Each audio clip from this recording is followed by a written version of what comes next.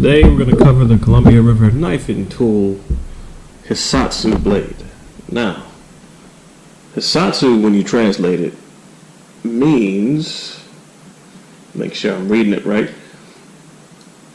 is a term used in traditional karate meaning to annihilate at one blow, or I guess in one blow. I have had these knives for a long time now, and this was actually one of the first knives that got me into Columbia River knifing tool as a brand. I would say that between the both of these, because both of these were my work knife at one point, I went out and bought a secondary one of these because of the fact that the first one had issues. I think it was the belt clip was expanding a little bit and I couldn't really hold on to it or get it to clip onto my pants like I needed. So as a backup, I went and I believe it was this one I bought as a secondary. My first one, which was this one, is amazing. The knife itself is actually good quality metal. It is AUS 8, I believe, with a coating on there for the prevention of corrosion, as you can see. Nice little calligraphy right there. And initially, when I first bought this one,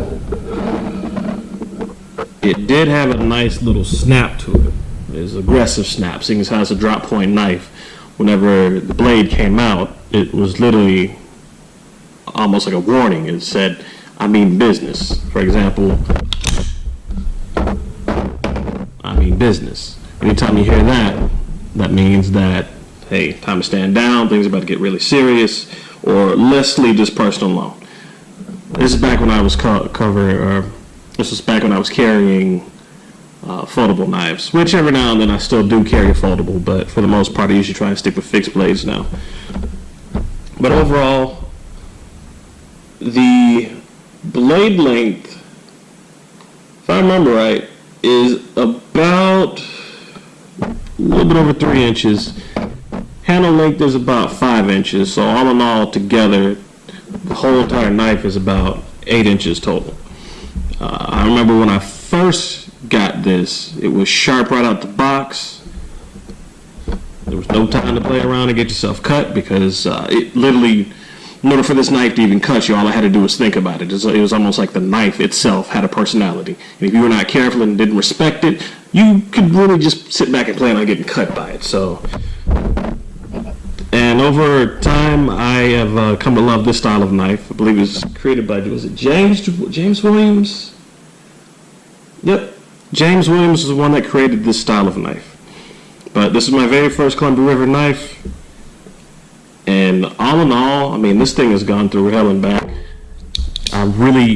Most people don't like the Autolock system because they like to have that manual control over their knife. If it looks a little glistening, I'm sorry, I oiled my knives today. But this little Autolock function here. Hold this down, and you push the lock to the side, then you can push the blade back into a closing position. Not a lot of people like the Autolock function. I tend to like it because I like knowing that my blade is backed up by a quote-unquote secondary idiot-proof function, if you will. However, on my first knife, I did a teardown of it, which I'll probably put a picture in the video as well, but I did a teardown of this, and I kind of screwed my knife up because the Autolock function no longer works anymore. Because there is a little spring on the inside right here. It's on the inside of this casing. So now my Autolock functioning blade is a manual blade, which most people would love. Me, I like that extra added security. So, and one would sit down and think, well, you know, why didn't you try to fix it? I did. I will tell you this much about the Autolock's function. The main thing keeping the blade and the lock in place, which the lock is literally just a little portion, like literally it's just almost like a spur that kind kind of sticks into the blade itself, so it hinges it there. So it makes sure it can't move. So it locks the hinge essentially. But all of that is literally just held together by one spring. It's wrapped around a peg that sticks out, and that's the thing that holds the lock in place. Whenever that spring is messed up, your knife will no longer lock. And I should have known better, because on the side, it's literally a hollow piece. Yeah, on this side. It's got the Autolock lever on it. It's literally just a hollow piece that's plated right down on the side of it, on the top. So I had to pry that plate off, and when I did, that's how I was able to see the inner workings of the knife. And I was thinking to myself, maybe I could put it all back together with no issue. Yeah, I was thinking to myself. I wasn't thinking logically, because at the time I was trying to clean the entire knife. So in the future, if I have to clean the one that still locks, I love that sound. I'll make sure to keep this side the way it is and leave it alone. I really love the function of this knife. I really love how it works. All in all, it's a really good knife. It's been through a lot. I've taken this knife through hell and back. It's cut rope, it's cut paper, it's cut pretty much anything that I've needed it to, aside from people.